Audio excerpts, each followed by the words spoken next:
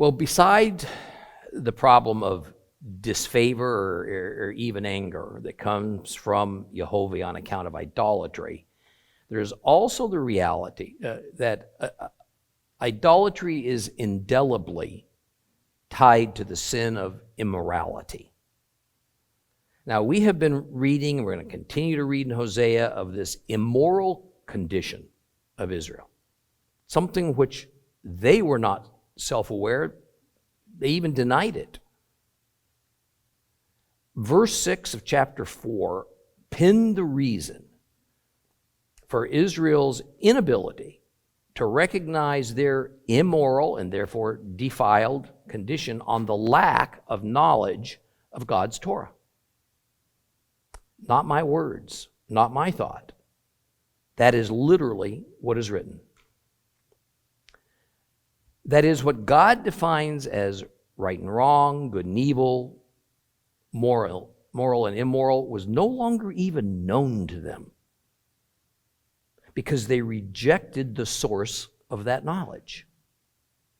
Now, I doubt that there's any Christian or Jewish scholar or rabbi that would quibble too much with that last statement. So, since that's the case, how has a blindness towards idolatry and immorality enveloped our Judeo-Christian faith institutions and darkened our minds, if not our souls?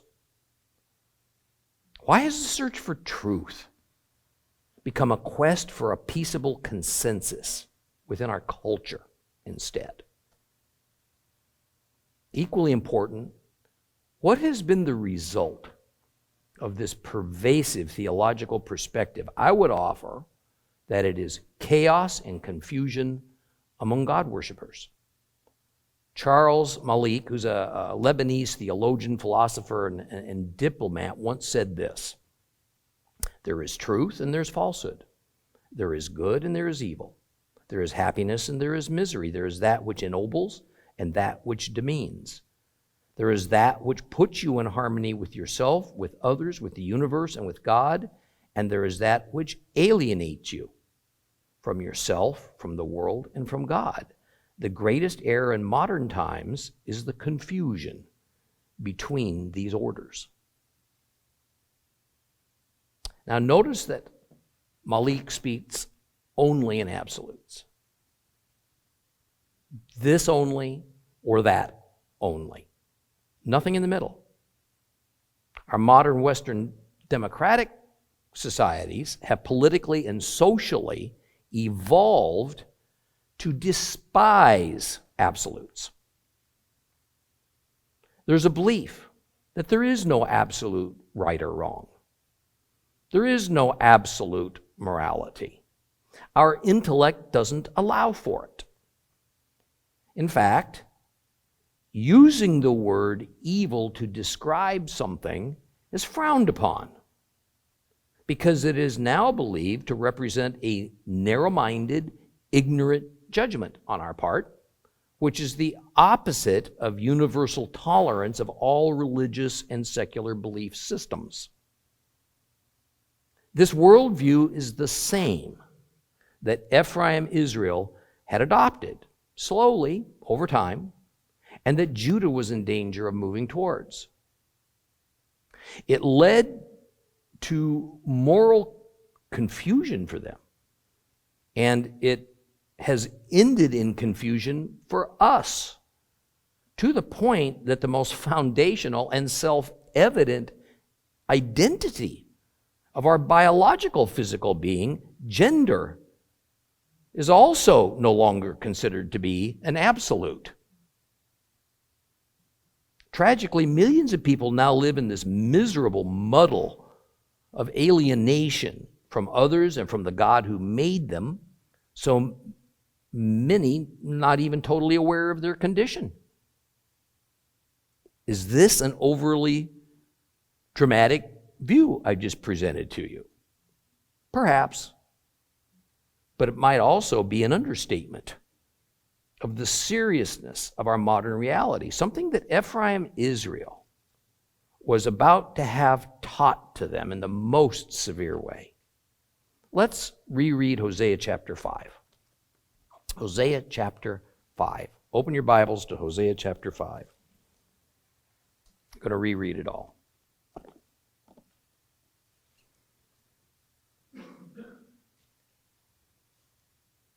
Hosea chapter 5. Hear this, priest. Pay attention, house of Israel. Listen, house of the king, for judgment is coming to you. You have become a snare for Mitzpah, a net spread over Tabor. The rebels have deepened their slaughter, and I am rejected by all of them. I know Ephraim. Israel's not hidden from me. For now, Ephraim, you're a whore. Israel's defiled. Their deeds will not allow them to return to their God, for the spirit of whoring is in them, and they don't know Adonai. Israel's arrogance will testify in his face. Israel and Ephraim will stumble in their crimes. Judah too will stumble with them.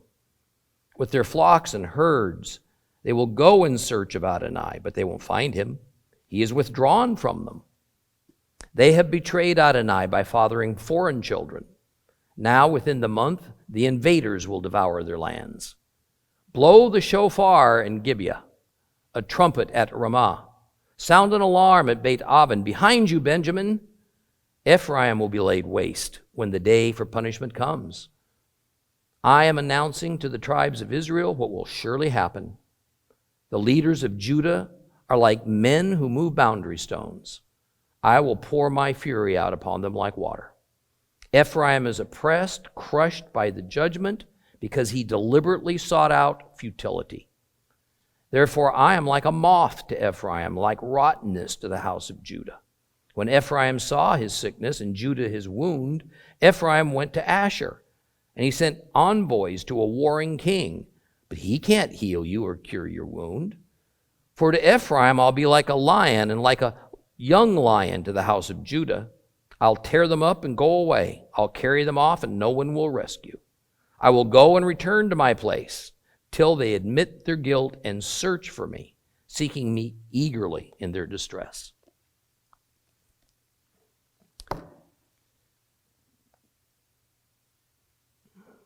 We briefly discussed last time that this chapter begins with a summons to judgment by Jehovah. And three categories of people are being summoned: Israel's priests, Israel's residents, and Israel's royal house.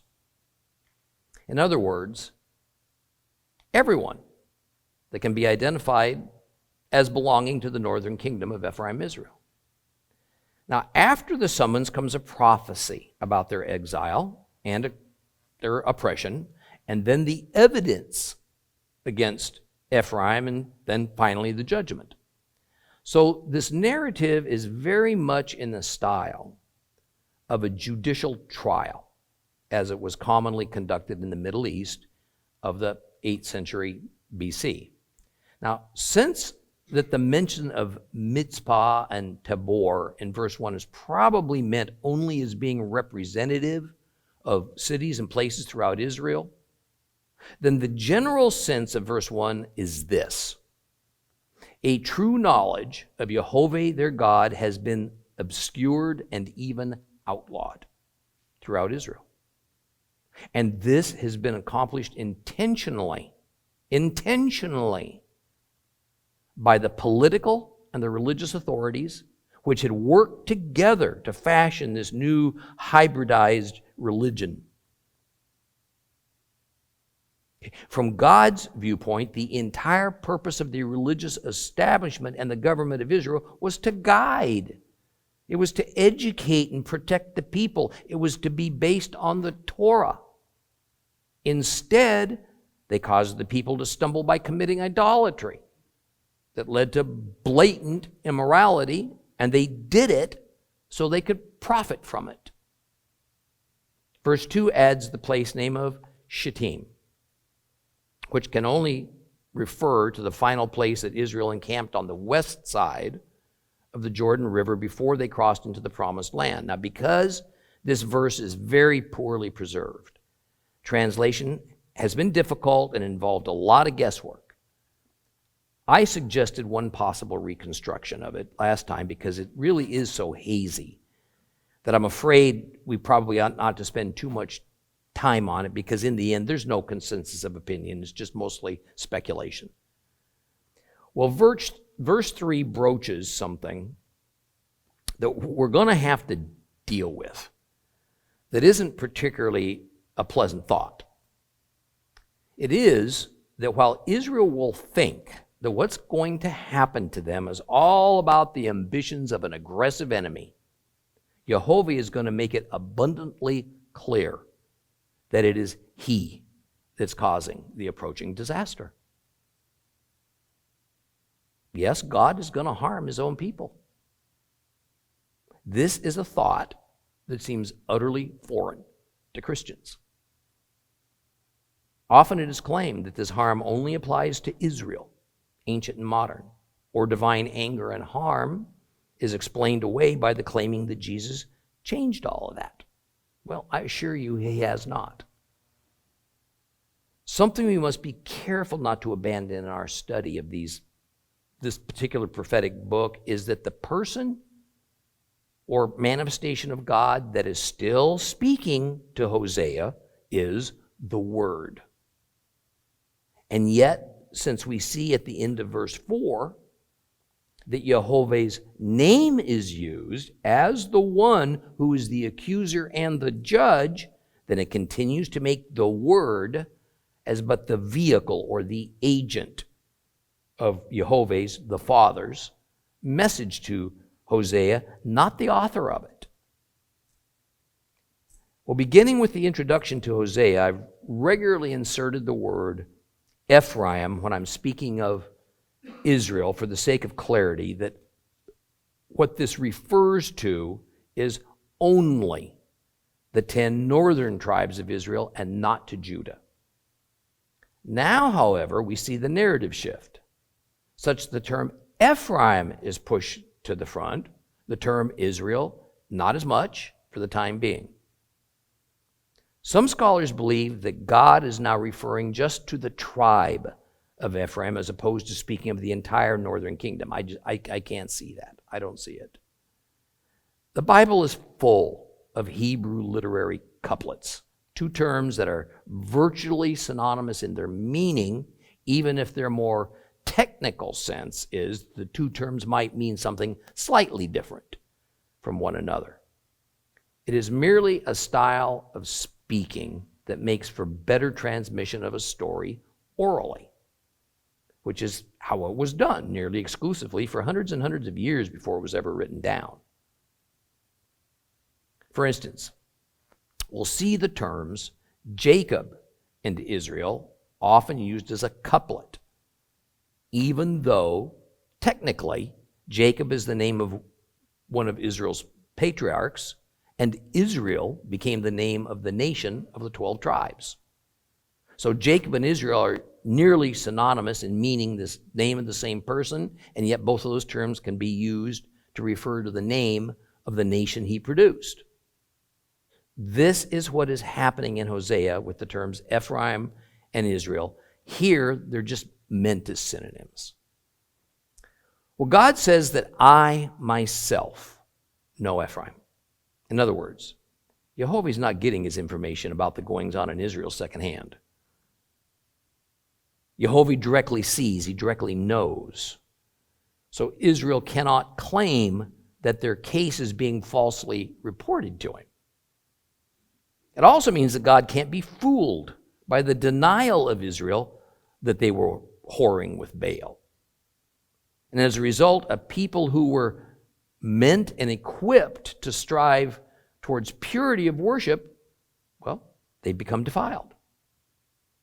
Their idolatry has led to their corporate immorality. Well, verse 4 states that their deeds, that is, in other words, their choices, simply did not allow them to return to their God. Okay? The Hebrew word that is properly translated as deeds is ma'aladim. It implicitly means wicked deeds. Now, some scholars see this verse as meaning that Israel refuses to give up their evil doing, while others see it as meaning that their evil deeds were so loathsome that this barred them from returning to God. Really didn't matter which way we look at it because the result's the same. It is their fault that they are no longer near to Jehovah. They've done it to themselves. And how has this condition come to be? They have allowed into themselves a spirit of harlotry. And since harlotry is a metaphor for idolatry, then this is saying that Ephraim as a people group have adopted a spirit of idolatry. As Douglas Stewart aptly puts it, the people have oriented themselves towards idolatry rather than orienting themselves towards the truth and towards God. Now, I'm so taken by verses of chastisement such as these in Hosea, and my prayer is that you are as well. I mean, they really strike deep into my mind and are terribly upsetting. They also cause me a lot of introspection, and no doubt that's why these words are here. I feel God's unpleased gaze on the back of my neck. His disgust of our society, the world community in general. His anger that those who choose to call him our God, who claim to embrace his Son as our Savior, reject the one source of knowledge that he has given to us as our moral compass, the Torah. If we can in any way call ourselves aware and truth seekers, then when we look around us, around our community, our nation, our church, our synagogue, what is the spirit that any of these are oriented towards? Is it truly towards God? The true God of Israel is revealed to us in the Scriptures? Or is it towards the God of our own making that seeks compromise and consensus? See, the thing is, this verse is not speaking of individuals, but rather of a group. There's no doubt that there were others than Hosea that refused to succumb to the defiling way of life of his society or to adopt pagan worship practices, just the same way it is today. Yet those who worked hard to remain faithful apparently were still firmly affixed to the Israelite society of the northern kingdom, and so were in a way acquiescing to an orientation of idolatry and then the accompanying immorality. I mean, I doubt it was easy to escape. Where would one have gone? I mean, I suppose one could have uprooted family and moved to Judah, but simply figuring out how to survive the process would have been daunting. And as we learn in a couple of verses, Judah was drawing closer to the end of God's patience with them. So, in the end, we're all pretty much stuck where we are as the faithful few of Israel. And while we can and should prepare for what is prophesied, what is bound to come from this situation, it almost certainly does not involve our escape. Now, although the complete Jewish Bible translates verse 5 dynamically and not literally, I think it gets across the sense of the words better than almost any other Bible version. Most Bibles will speak of Israel's pride, but what it is referring to is their arrogance. However, the next words testify in his face, Ephraim's face, that's a little tricky. Okay. When we look closely, this translation is literally word for word correct, but the sum of the words amounts to more of an expression. What this means is that Ephraim's arrogance is proof enough of their guilt. Their arrogance alone reveals that God's indictment of idolatry against them is right. So exactly what is it that Ephraim, Israel, is arrogant about? It's all their religious activities. All that stuff they thought was so very wonderful and right. Yet God calls all their religious activities crimes. The Hebrew word that the complete Jewish Bible translates as crimes, and most others translate as iniquities, is avon. This is another of those Hebrew words that can be translated quite well, literally. But the sense of it requires some nuance. Avon indeed means iniquity, but it also means guilt. However, when it is used as it is here and by other prophets such as Amos, it inherently includes the idea of punishment for that iniquity and guilt rather than simply guilt as a fact. So the fall that Israel will experience will be as a punishment that's inherently associated with the guilt. This is a critical piece of information because it reinforces that the punishment, which will be their exile and oppression at the hand of Assyria, will all be orchestrated by God. And He is going to cause this to happen as a means to punish Israel for their arrogance of claiming to worship Him by means of their bastardized religious practices. The final words of verse 5 then introduce the idea that Judah too is going to fall right along with Ephraim, although not necessarily for the same reasons. And yet, as was clearly said earlier in Hosea, Judah's fall will come sometime after Israel's. It turned out to have been about 130 years later. Now, there's much tied and bundled together in verse 6. And it's intended to both jog some memories, but also to make the story quite memorable and impactful when it is told to generation to generation. The mention of bringing flocks and herds to seek Jehovah, this harkens back to the time of Egypt and of their Exodus.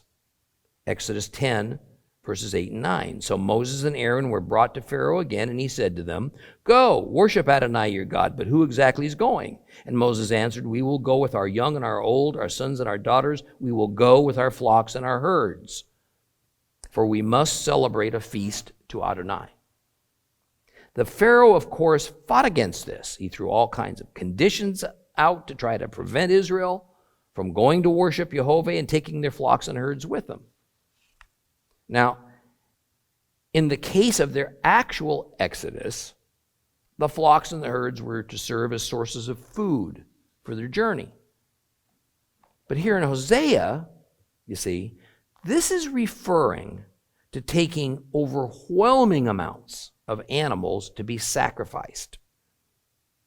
Sacrificed in hopes that the volume of them would so impress Jehovah that He would forgive them, and then this would avert disaster. But it also carries an underlying impression of Israel having brought their flocks and herds to sacrifice to the religious cult that they had created that added Baal and pagan festivals to the mix. God's judgment had already happened, even if the punishment wasn't going to start for a few more years. There is an interesting story that occurs around 250 or so years prior to the time of Hosea. I think it's a good illustration, and it highlights this part of God's nature that we just hate to wrestle with. But it's there, and we need to face it. In 1 Samuel chapter 15, verses 18 through 26, we read this. Now, Adonai sent you on a mission and told you, go and completely destroy Amalek, those sinners. Keep making war on them until they have been exterminated. So why did you seize the spoil instead of paying attention to what Adonai said? From Adonai's viewpoint, you've done an evil thing. And Saul said to Samuel, well, I did too pay attention to what Adonai said, and I carried out the mission on which Adonai sent me. I brought back Agag, the king of Amalek, and I completely destroyed Amalek. But the people took some of the spoil, the best of the sheep and cattle set aside for destruction, to sacrifice to Adonai your God in Gilgal. And Samuel said, does Adonai take as much pleasure in burnt offerings and sacrifices as in obeying what Adonai says? Surely obeying is better than sacrifice, and heeding orders than the fat of rams. For rebellion is like the sin of sorcery, stubbornness like the crime of idolatry. Because you have rejected the word of Adonai, he too has rejected you as king. Saul said to Samuel, I have sinned. I violated the order of Adonai in your words too, because I was afraid of the people. And I listened to what they said. Now please pardon my sin and come back with me so that I can worship Adonai. But Samuel said to Saul, I will not go back with you, because you have rejected the word of Adonai, and so Adonai has rejected you as king over Israel. See, here is a situation that operates on the same God principle that Hosea 5:6 is explaining. If we had read the preceding verses of 1 Samuel 15, we'd know that what Saul did was to violate the law of the ban. This is a commandment we find in the law of Moses. That is, there are things that belong to God alone and which may not be acquired by war and used for the benefit of God's people. Saul attacked Amalek. He won. But he kept the best spoils of war for himself. He was called out for it. He was told that the punishment would be severe. And in order to avoid the consequences, Saul wanted to impress God by now doing what he should have done in the first place. No dice, says Samuel. No dice. In the book of Hosea, once again, Israel recognizes their mistake, and they will try to avoid the consequences by running back to Jehovah. They'll begin by offering lavish amounts of animals from the flocks and the herds for sacrifices at the temple in Jerusalem. God says he won't accept them. Saul confessed and repented. But Samuel, as God's prophet, told him that Saul is still being removed from his position as king because God has now set him on the shelf. This same sort of thing is going to happen to Israel. So this is what we're to understand. Sacrifices weren't ever meant to placate, appease, or persuade Jehovah. In many cases, the sacrifices were to properly worship him in obedience. Often it was to give him things that were already his. That's the concept behind first fruits sacrifices, for instance. And since we can't tie a cow to a stake and point to a sheaf of barley and tell God to come and get them, then the only way to give anything to God is to put it on the altar and burn it up with the smoke and the ash symbolically going up to heaven. The entire idea of placating or persuading or making a deal with a god comes from the pagan god systems, because that's what everyone was hoping to do. Sacrificial animals were also literally thought by the pagans as the very necessary food for their gods so they didn't become hungry. In Jehovah's system, as regards sin, in one sense, a sacrifice is kind of a symbol of a worshiper's defeat. It means sin has won out. Now some innocent animal is going to have to pay the price with its own life as a substitute for the guilty, sinning human. As was said in 1 Samuel 15, God would always rather his people simply obeyed him so that his innocent creatures didn't have to be killed and burned up on an altar. Well, verse 7 says that another way that Israel has betrayed him is by fathering foreign children. There was much intermarriage that occurred between Israel and their many Gentile treaty partners. The priesthood worked with the kings of Israel to amend and to change the religious requirements and doctrines that were laid upon the people so it would work to the economic and nationalistic agenda and policies of the monarchy. It would be easy for us to just shake our heads and point fingers of shame towards those terrible Israelites for doing such a thing. But in reality, it all happened quite slowly over many decades of time.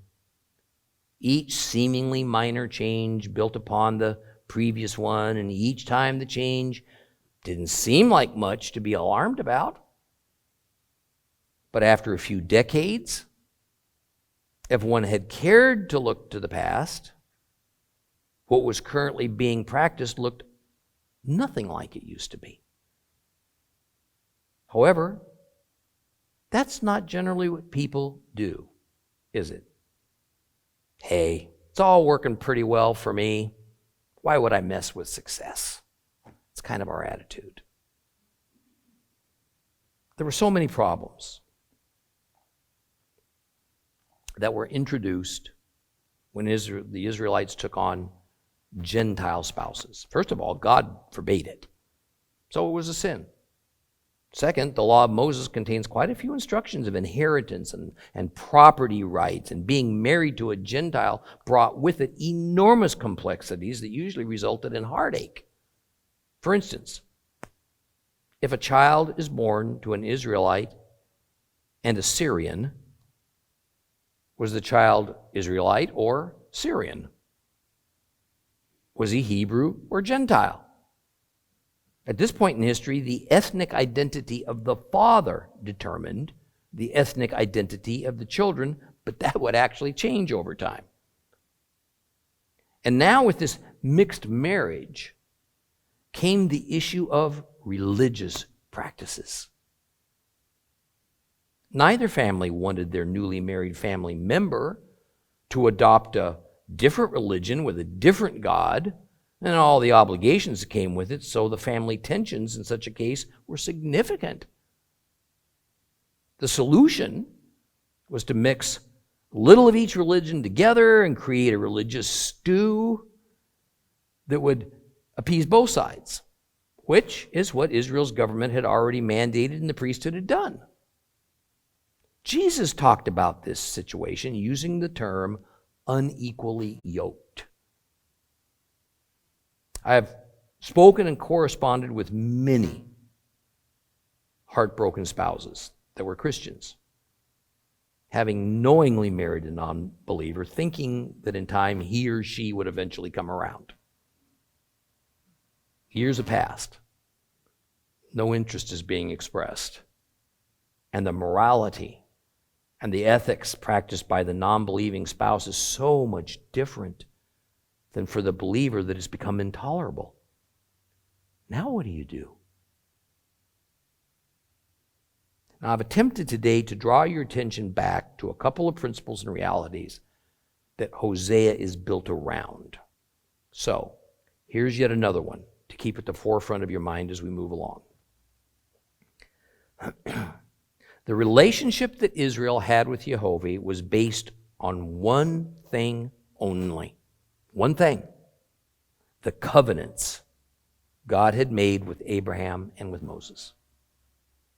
Outside of that, Israel had no basis for relationship with God. This was a binding covenant relationship, even though Israel, as God said, had forgotten it. They had become unfaithful to it, like the unfaithful wife Gomer had become to the faithful Hosea.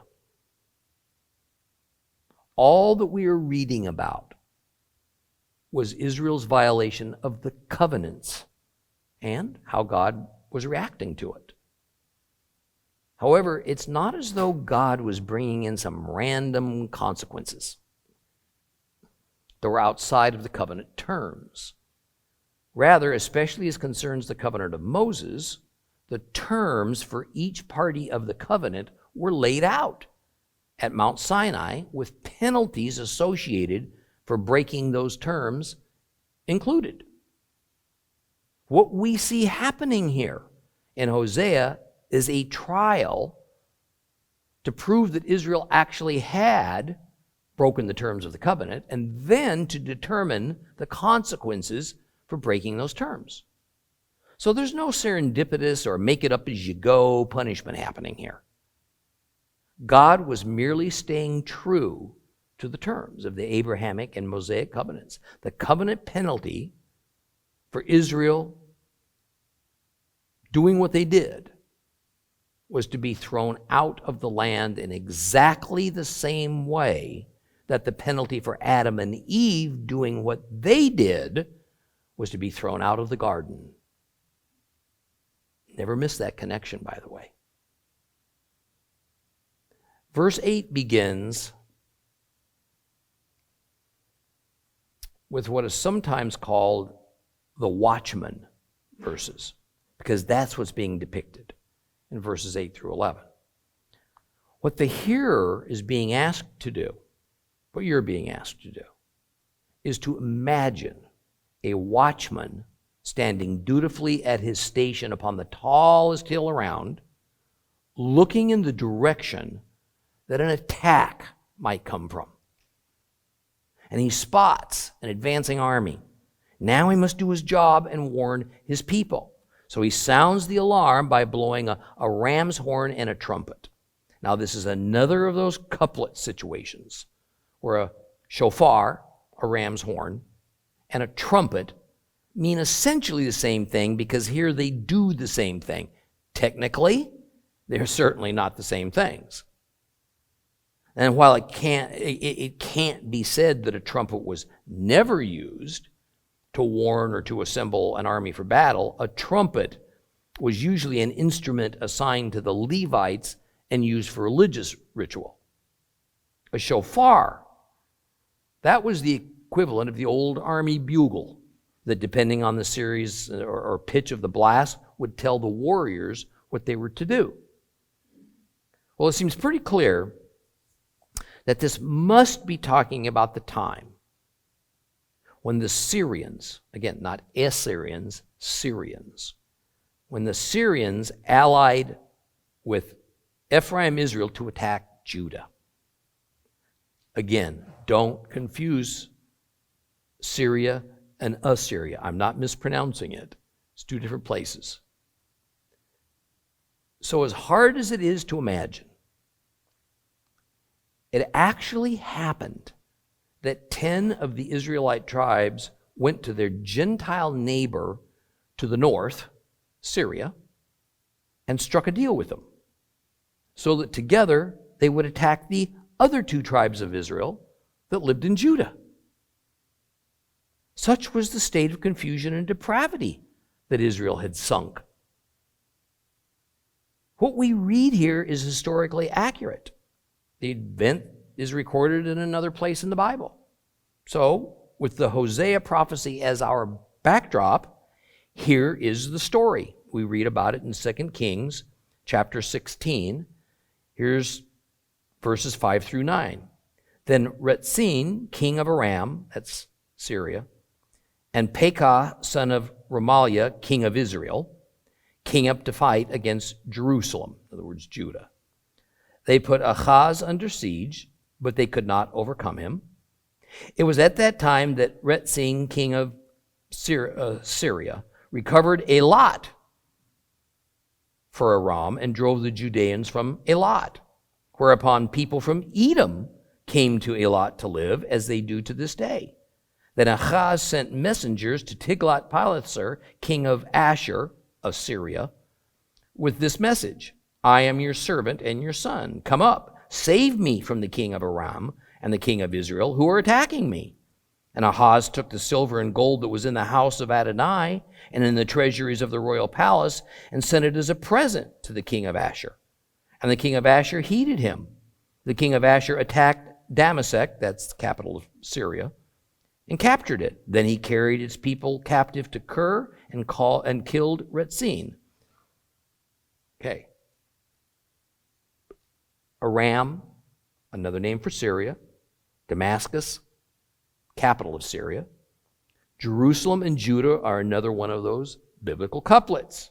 They are meant as synonymous on many occasions, even though technically one's a city, the other's a kingdom. So Pekah was the king of Israel at this time. Ahaz was the king of Judah.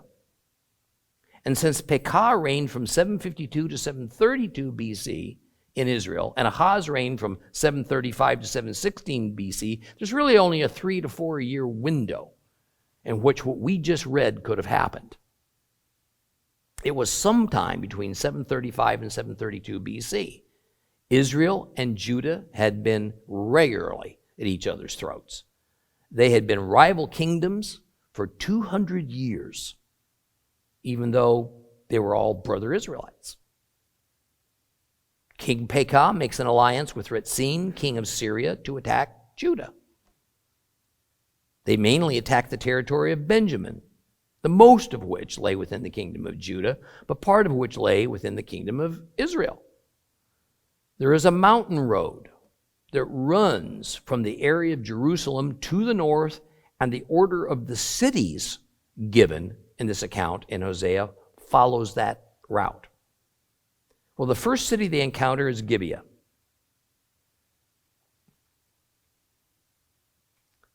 It's only about 3 miles from Jerusalem. Then a couple more miles up the road is Ramah. A little further yet is Bethel. Now here, if you'll notice in your Bibles, we don't actually read the word Bethel. Instead, we read Beit Aven. I told you in an earlier lesson that this is a Hebrew literary device whereby a name with a certain meaning overlays the real name in order to make a point, usually a sarcastic point. So Bethel means the house of God, but Beit Aven means the house of trouble. Thus, in this instance, Beit Aven is a derogatory name that God uses for Bethel. In the end, it's the same place. In verse 9, after telling of the attack upon Judah by Ephraim, we learn about what comes next. And while some reconstruction has to be pieced together to get the historical timeline correct, here's what we have. While still under attack, Judah was encouraged not to do as Israel did in seeking a Gentile nation for an ally. Instead, Judah was asked to have faith in Jehovah to deliver them from Syria and from Ephraim's hand. However, Judah didn't do that. Instead, their king went to Assyria, the big dog in the region. And after paying them enormous amounts of treasure and gold, Assyria agreed to come to Judah's rescue.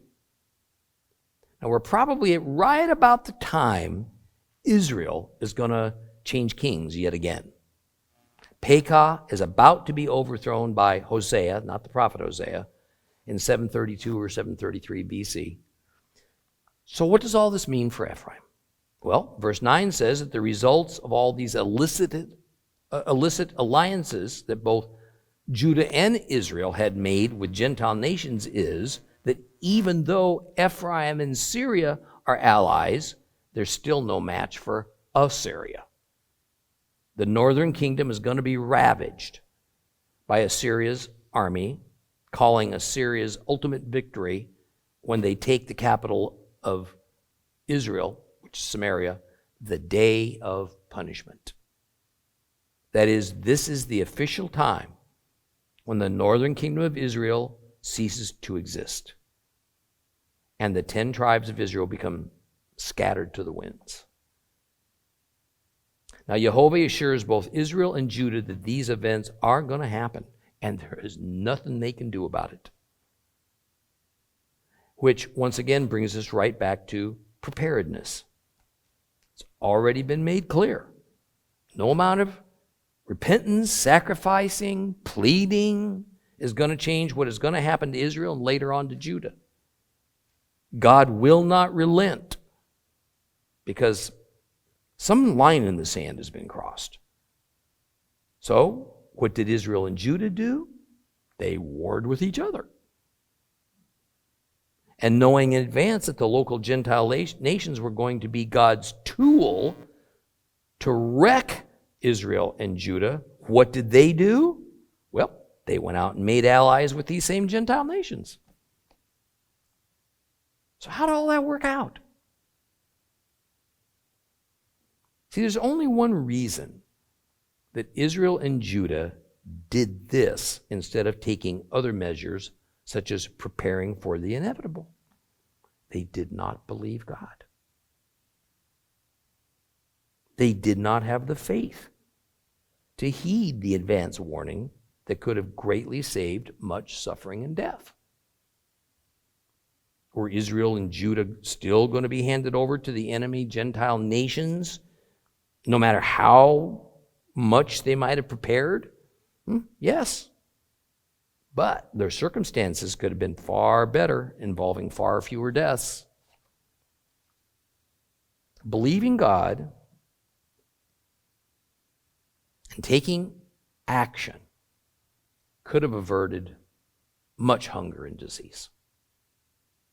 Think again to the Egyptian connection.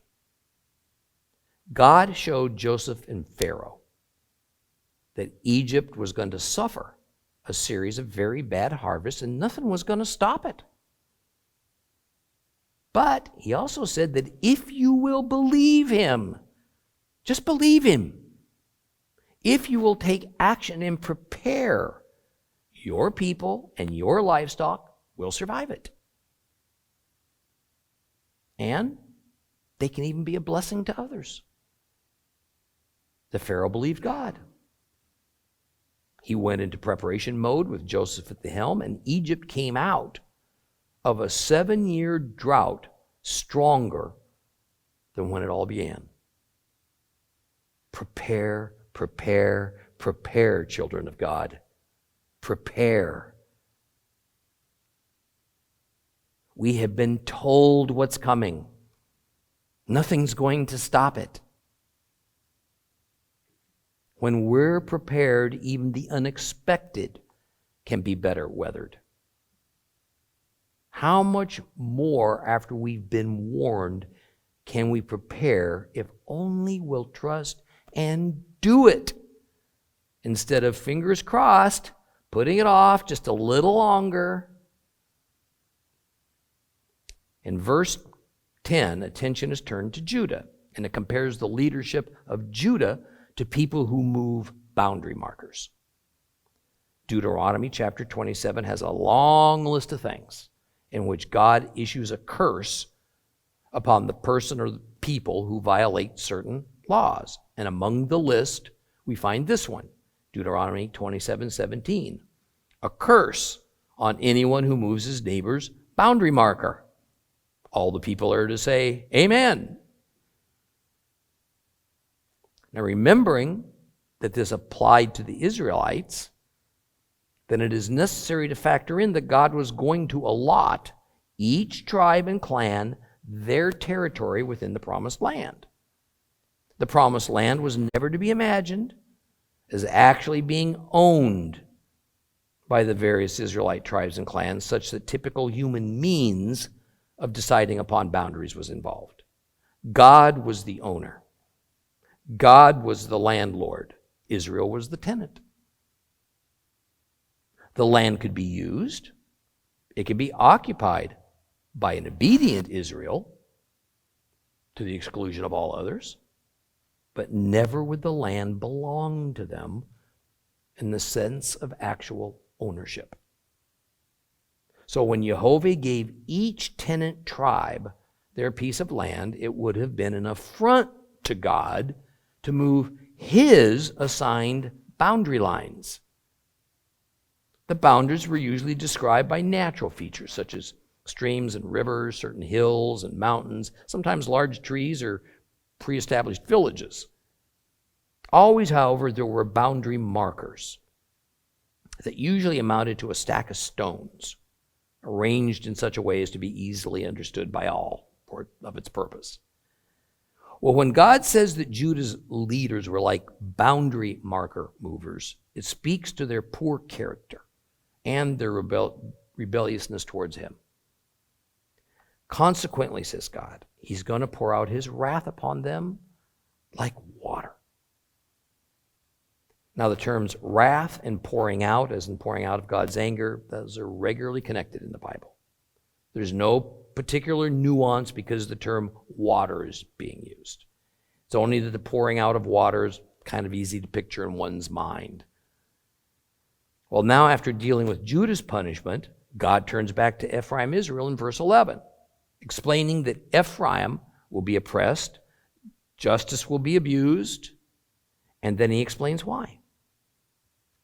And notice how the descriptions of the offenses that cause God to react are different between Judah and Ephraim. Judah is accused of having the character of boundary marker movers. Ephraim, however, chose to align himself closely with the Gentile world, an enemy of Israel. And we need not get into the nuances, some of the terms chosen here, like oppressions and justice abused. This is the language of the curses God placed in the covenant of Moses should rebellion ever occur. The point is that Israel will suffer through very hard circumstances for an undetermined amount of time.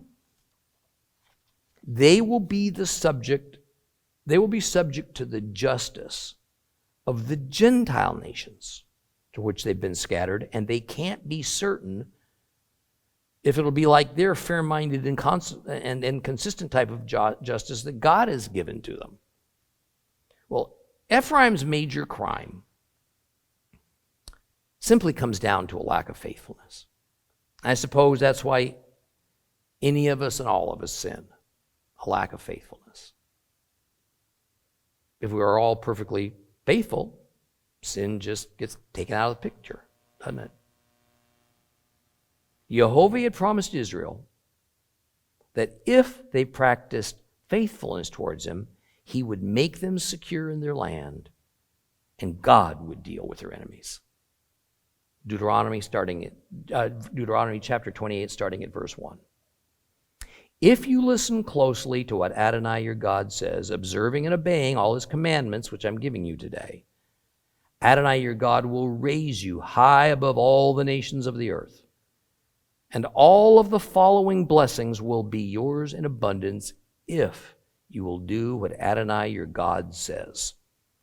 A blessing on you in the city, a blessing on you in the countryside, a blessing on the fruit of your body, the fruit of your land, the fruit of your livestock, the young of your cattle and flocks, a blessing on your grain basket and kneading bowl, a blessing on you when you go out, a blessing on you when you come in. Adonai will cause your enemies attacking you to be defeated before you. They will advance on you one way and flee before you 7 ways. Adonai will order a blessing to be with you in your barns and in everything you undertake. He will bless you in the land Adonai your God is giving you. Adonai will establish you as a people separated out for himself, as he has sworn to you, if you will observe the commandments of Adonai your God and follow his ways. Then all the peoples of the earth will see that Adonai's name, his presence, is with you, so that they will be afraid of you. Okay, we'll stop here and pick up in Hosea chapter 5 next time. Okay. Help support God's people by purchasing items made by them, merchandise with a meaning, products with a purpose. HolyLandMarketplace.com. For more teachings, visit, support, or donate at TorahClass.com. Join with us in worship and enjoy God's Word at Seed of Abraham Fellowship.